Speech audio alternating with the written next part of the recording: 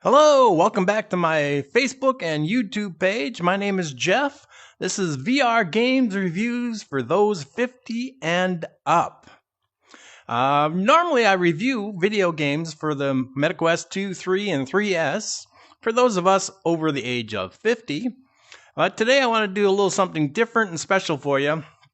This is actually off of my Facebook page called VR Game Reviews for those 50 and up. And you're seeing this probably on YouTube, but this page coordinates with the other page. Sometimes there's things on this page on Facebook that's not on YouTube, and sometimes there's things on YouTube that's not here on Facebook. So you might want to become a member and join up and become a member of the VR Games Reviews for those 50s and up on Facebook to get all the different information. This is a new page. I just opened it up and I got 9 members, and none of these are actually members of my YouTube page yet. So maybe they can join my YouTube page and YouTube can join my Facebook page. It's up to you.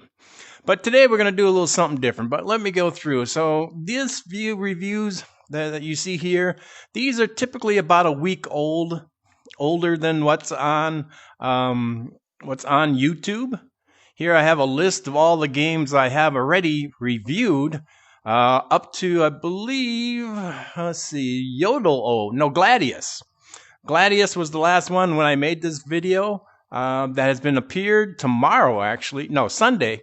Today is Saturday. So on Monday, Legendary Hunter will appear. And these are all ones that are done and ready to go for YouTube.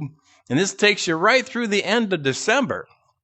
And then in January, I'm going to start using the MetaQuest 3 to make all of my videos. So let's go through Crashland. Now this is something that is not on YouTube yet. Starship Troopers Continuum. This is a new game that just came out. And here I just put some video play, no dialogue, just me playing. Of course, you can't see it here on YouTube. But there's 3 different videos of 3 different sections of that game, and I will be reviewing this game later on both YouTube and on Facebook. This is just gameplay. And go back, and this is what today is about. Getting over motion sickness 101. I wanted to do this because a lot of people, 50 and up, they've never played VR games before in their life. They were arcade like me. I was an arcade game player and an Atari 2600 player. And you might have played maybe some Nintendo or some others in between. But a lot of people ask about motion sickness. Now, it does affect some people, not everyone. It didn't affect me unless I go on one of the roller coaster rides like 5 or 6 times in a row. Then I might get a little dizzy. So I wanted to help you out by talking about getting over motion sickness. Now, this is off of my Facebook page.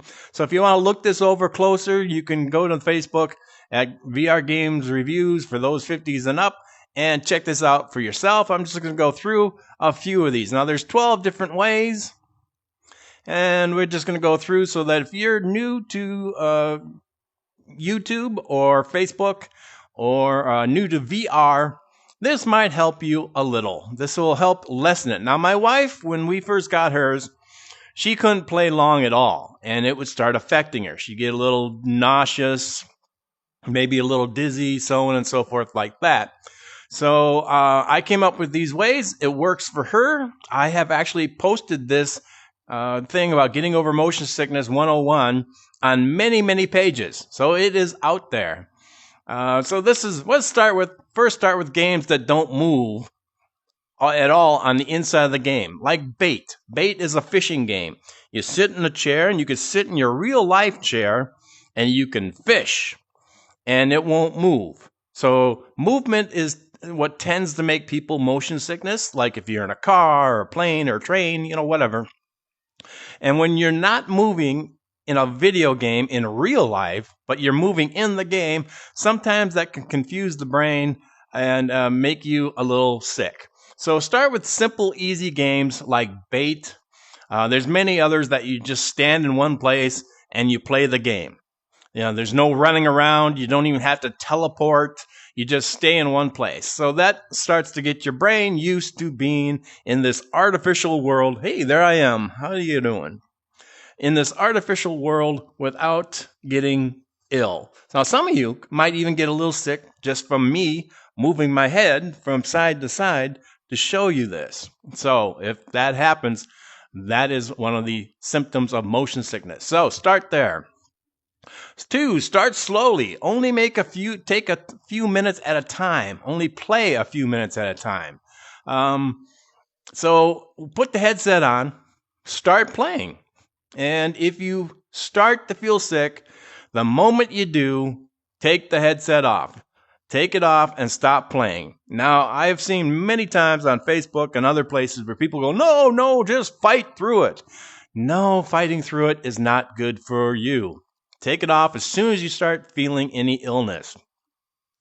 Most games have a setting in them, a motion sickness setting kind of thing, where you can set it so that it'll darken the edges or the top and the bottom or maybe all three, so that when you move, it gives you more like a TV view instead of a widespread, and that will help change it so that you don't get ill.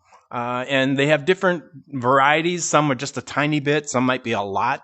So it's really up to you to check that out and try those out. Number 4 works really well for my wife. We put a fan on the floor that just blows lightly on her from the front. This keeps her cool because the heat and the VR combined can make you sick. It also gives you a point in your location of your house or your bedroom or wherever you're playing. It'll give you your mind an idea, go, oh, that is directly in front of me, so I'm not really moving in the game like I think I am. And that little coolness and that focal point will help. When you first start, stay out of games with a lot of movement. I have one that's a roller coaster, and there's probably 15, 20 different roller coasters in it. And that will definitely make you ill if you get sick of any kind for motion sickness. To me, I have to ride it maybe 5 or 6 times nonstop in a row before it starts to give me a little trouble.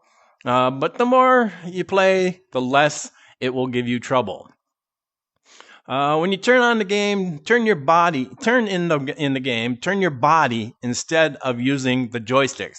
Normally in most games, you take your little joystick, usually it's your left one, and you give it a little flick, and it moves you. Like, boom, suddenly you'll be facing this way, or boom, you'll be suddenly facing this way.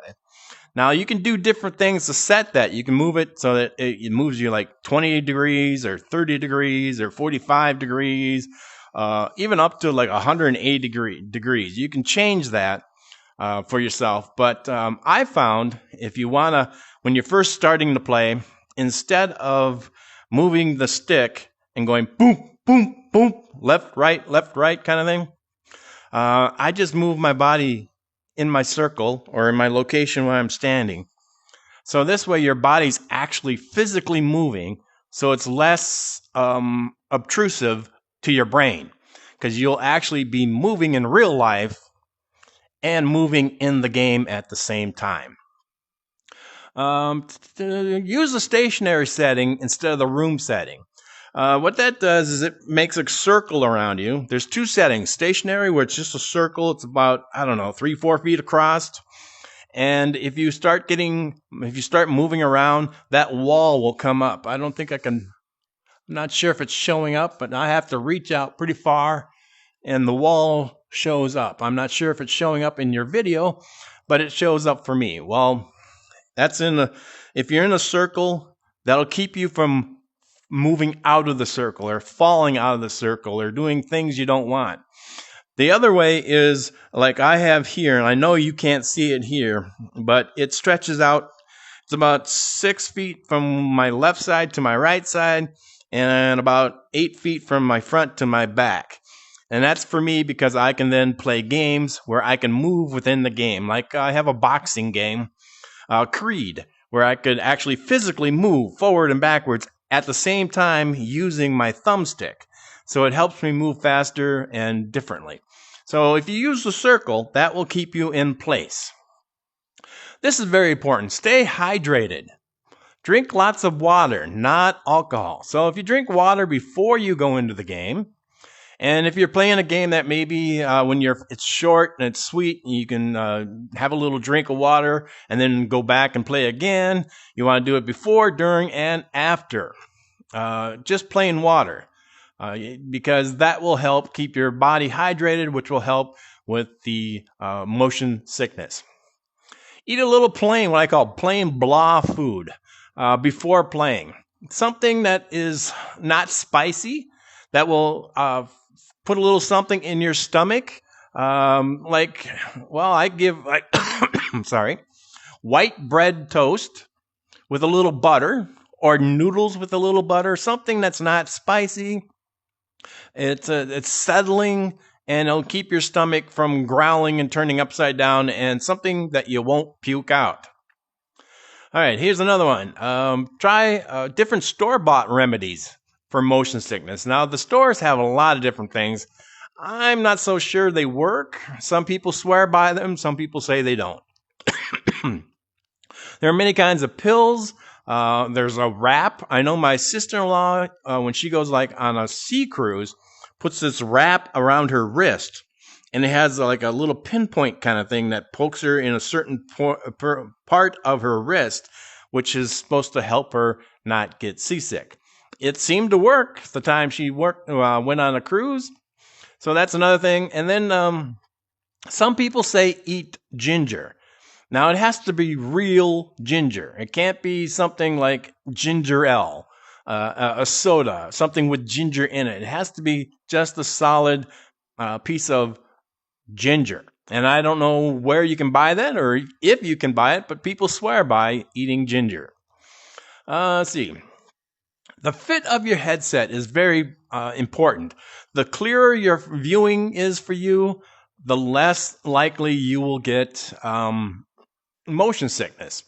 For instance, if you wear glasses, and if your glasses are a little crooked or off when you're just looking around in your house, you could get a little illness. Well, now, if you're wearing glasses and the glasses aren't right and the viewing in your headset isn't right, it's going to get you sick. So there's many things you can do for glasses. I mentioned earlier in an earlier video about they sell lenses in prescriptions that just pop on and off to the lenses in your headset.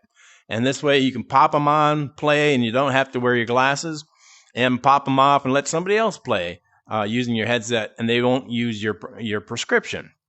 So that is one way. Another thing is to make sure the space between, because people's pupils are at different spaces between. They might be, so many inches apart and so many centimeters or millimeters apart, that kind of thing, or up or down, or what you have to see an eye doctor for that, basically. But there is a thing on your phone, an app that will tell you your precise distance between your two eyes, and then you can go inside and change the lens in your game. And if you change the lens to the right difference, between each other, between your eyes, that will help a lot. So viewing it as clear as possible. Let's see.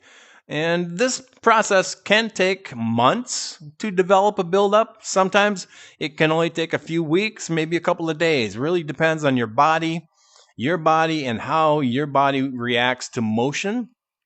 If you get sick in a car, then that's probably a good sign that it's going to be very tough to get over motion sickness when you're playing a VR game. If you get sick on a plane, that's a little different, but that also has to do with altitude and the way the plane moves. But do not power through it. That is the worst thing you can possibly do, because once your body figures out that every time you put on this headset, you're going to get sick, it will not allow you to get used to it and get used to the motion, and it will now allow you to get over that. So don't power through it, because once your body rejects it, that is the end of that. So those are just 12 simple steps that I have. This is on my Facebook page, VR game reviews for those 50 and up. And now it's on my YouTube page. But here, if you want to read them individually, read through it closely, you can either pause your video or you can just become a group member and watch this. Now, if you subscribe to it on YouTube, it doesn't cost you a thing. Subscription on YouTube, that will get you the videos earlier, at least a week earlier than it was posted on YouTube. If you're on Facebook, subscribe to YouTube. It doesn't cost a thing. It just lets you know on YouTube, hey, Jeff put out a post. You might want to check it out. And if you're on YouTube, you might want to come over to Facebook and go to VR Games Reviews for 50 and up. Jeff Richards is my name. I usually put in Jeff Richards VR reviews, game reviews for 50 and up, and it pops up automatically. It shows everything that I produced up to that moment. And I usually produce new videos. I put up Mondays, Wednesdays, and Fridays. And a video like this today will go on an off day, like maybe a Sunday or a Tuesday or Thursday, that type of thing. So I want to thank you very much for watching the video, for being a member of the VR Games Review for those 50 and up, both on YouTube and on Facebook. So until next time, thank you and bye-bye.